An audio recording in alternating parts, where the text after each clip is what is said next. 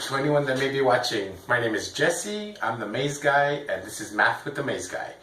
So I've been going over a lot of basic stuff to help anyone through anything that they may be questioning in mathematics. Something basic, GED. I know sometimes we forget about simple things. All of a sudden it asks you what's a factor, or is this a factor of this, and you're looking at it like, wait a minute, and then, or they might have this really long equation and you're like, well, what do I have to do first? So today's show is going to be talking about some important things such as factors and PEMDAS. Please excuse me, dear Aunt Sally. I'll explain to you what that means in just a moment, but factors is the first thing I want to go over today. So if you remember last time, we were talking about exponents, and we say a cubed is equal to a times a times a. If I ask you, is a squared a factor of a cubed? That means, can you break down a cubed into something that has a squared in it? So factors are pretty much breaking down numbers. So if we look at a squared is equal to a times a. Do we have a times a in a squared? We sure do. It's right there.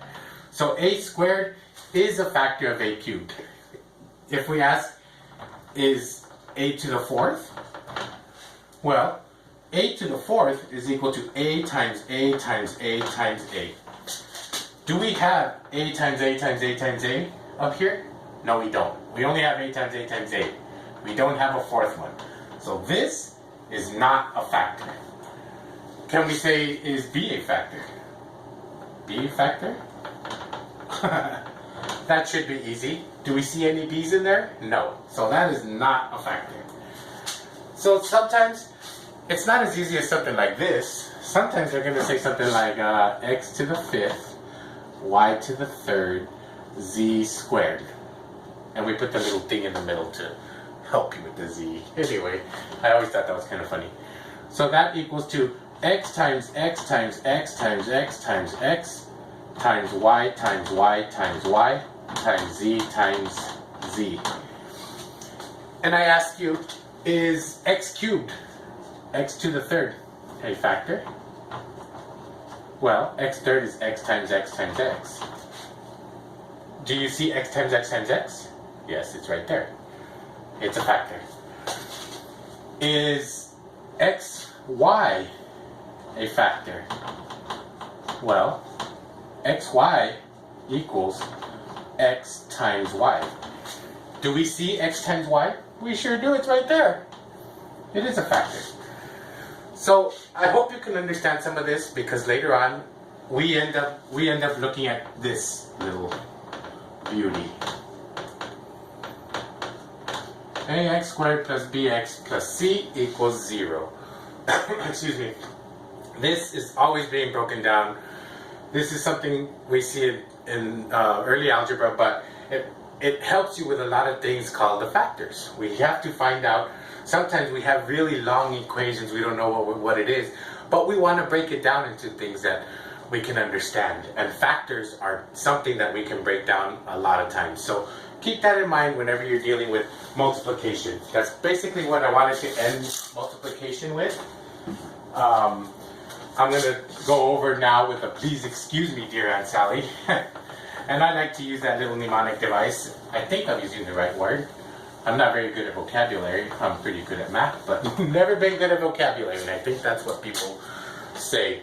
Like, I'm good at reading and history and all that stuff, but I don't like math. If you like math, you don't like reading.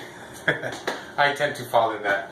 And I don't know if I'm talking out of my, Anyway, the next thing is, please excuse me. Oh no, dear Aunt Sally. Uh-oh. Well, I think it just needs to dry. But anyway, that means parentheses, and I think I'm spelling that right. Exponents, multiplication, multiply, divide, and I'm sure you can figure out the last two. Add and subtract. So what that means is it's order of operations. When we look at math, we're always trying to figure, math is pretty much the tool that we use to figure out complex problems. Sometimes we're writing these things down, like we're researching it and we're saying, oh, we have this statistic and we need to multiply it by the sum of this particular thing, and it needs to be divided by this particular thing.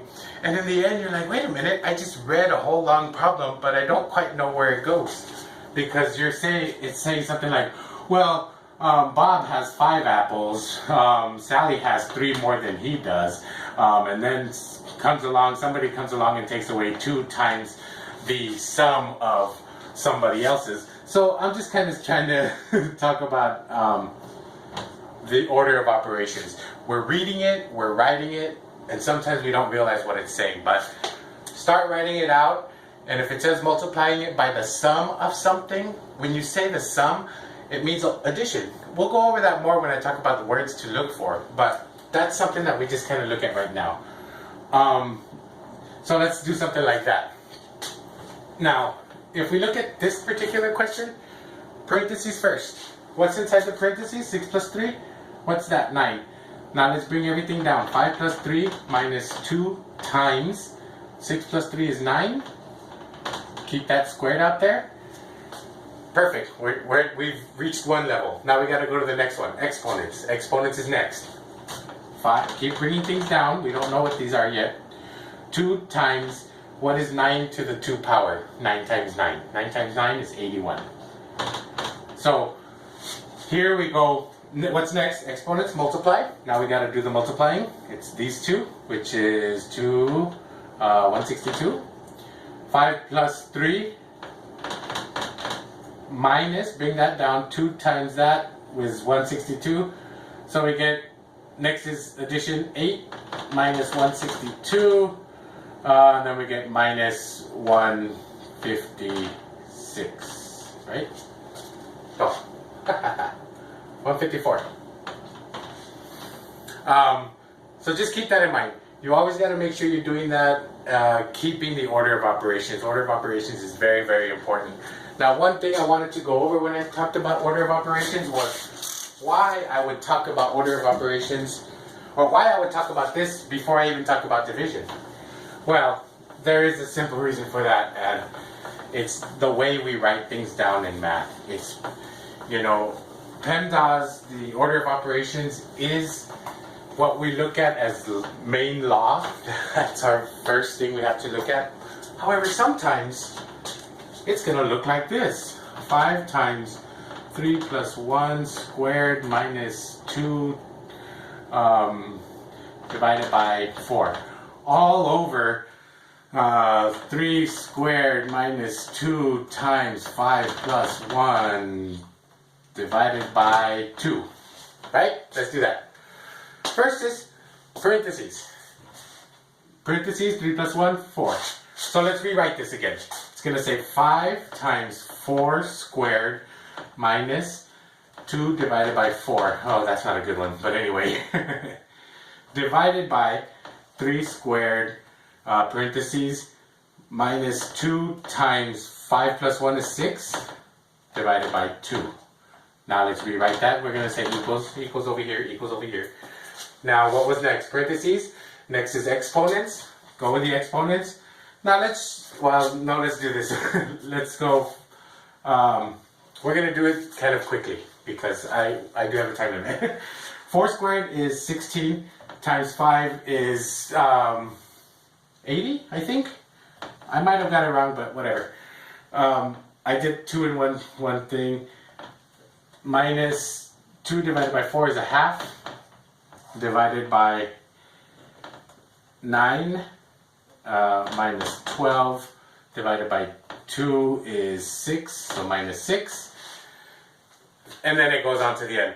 My whole point in this was that the order of operations deals with specific terms. This is a term, or that is a term. And I'm probably using it incorrectly because terms we talk about separated by pluses and minuses. We kind of have, terms is a very broad term. But anyway, look at it like that. Try to do these things. This is a numerator, this is a denominator, completely different numbers. That's why it has to be done differently. So please excuse me, dear Aunt Sally. Have a great day and thanks for watching.